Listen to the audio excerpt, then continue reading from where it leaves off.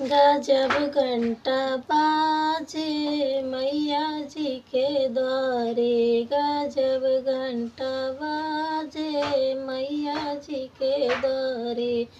बीच वाली खिड़की से लंगड़ा पुकारे, गजब पैरा मांगे मैया जी के द्वारे। गजब घंटा बाजे मैया जी के द्वारे। बीच वाली खिड़की से बाजिन पुकारे, गजब पैरा मांगे मैया जी के द्वारे।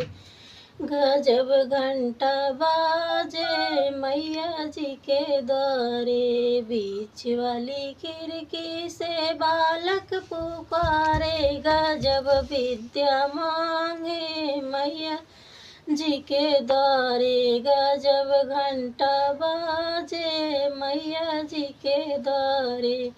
बीच वाली खिड़की से बालक पुकारे, गजब विद्या मांगे मैया जी के द्वारे। गजब विद्या मांगे मैया जी के द्वारे।